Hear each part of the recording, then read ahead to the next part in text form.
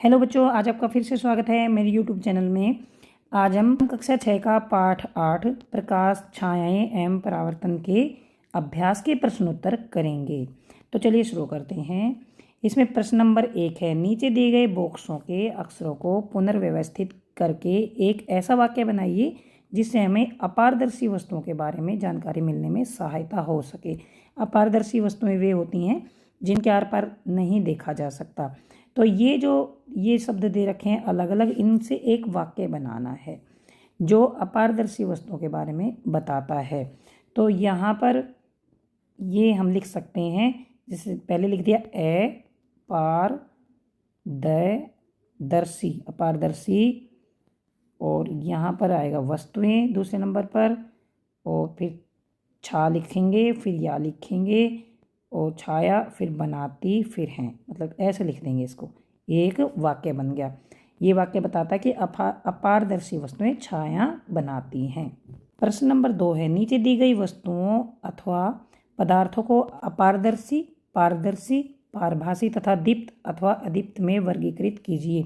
ये वस्तुएं दे रखी हैं, इनमें से हमें ये बताना है कि कौन सी वस्तुएं अपारदर्शी हैं, कौन सी पारदर्शी हैं, कौन सी दीप्त हैं और कौन सी अदीप्त हैं। ये सभी वस्तुएं हैं, तो इनमें से हमें छांटना है। उत्तर है, पहले अपारदर्शी वस्तुएं लिख दी हैं। चट्टान का टुकड़ा, एल्युमिनियम शीट, दर्पण, लकड़ी का तख्ता, सीडी, लाल तप्त लोहे का टुकड़ा, छाता, प्रकाशमान प्रदीप्त नलिका, दीवार, कार्बन की शीट, गैस बर्नर की ज्वाला, गत्ते की शीट, प्रकाशमान टॉर्च, मिट्टी का तेल का स्टोव, सूर्य, जुगनू और चंद्रमा। ये अपारदर्शी वस्तुओं के उदाहरण हैं। ये हैं अपारदर्शी वस्तुएं। अब आते हैं हम पारदर्शी वस्तुओं पर। ये हैं पारदर्शी वस्तुएं। इनमें से सिर्फ ये वस्तुएं हैं जिनके आर पर देखा जा सकता है। उसके बाद है पारभासी। पारभासी वे वस्तुएं होती हैं जिनके आर पर धुंधला दिखाई देता है, जैसे पॉलीथीन शीट, धुआं, समतल कांच की शीट, जो कांच होता है उसकी शीट में से भी धुंधला दिखता है अगर वो घिसा होता है। कोहरा पड़ता है उसमें से भी धुंधला दिखता है। सेलोफोन शीट, तार की जाली, ये हो गई पारभासी वस्तुएं।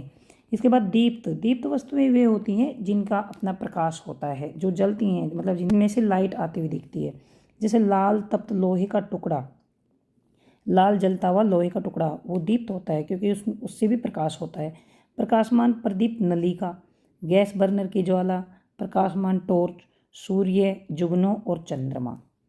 उसके बाद है, ये है अदीप्त वस्तुएं, वायु, जल, चट्टान का टुकड़ा, एल्युमिनियम शीट, दर्पण, लकड़ी का तख्ता, पॉलीथीन शीट, सीडी, धुआं, समतल कांच की शीट, कोहरा, छाता, दीवार, कार्बन पेपर की शीट, गत्ते की शीट, सेलोफोन शीट, तार की जाली, मिट्टी के तेल का स्टोव। मतलब ये अदीप्त वस्तुएं हैं जिनका अपना प्रकाश नहीं होता, जो जिनमें से प्रकाश नहीं निकलता है।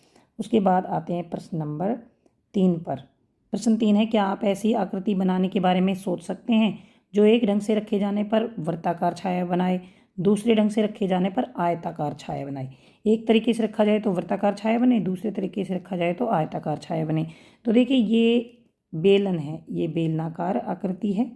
इस तरह से जो पाइप होता है, अगर इसको प्रकाश के सामने ऐसे रखेंगे, ऐसे इधर से लाइट आती है इधर से, तो इसकी छाया देखिए ये बन गई वृत्ताकार, ये वृत्ताकार छाया बन गई।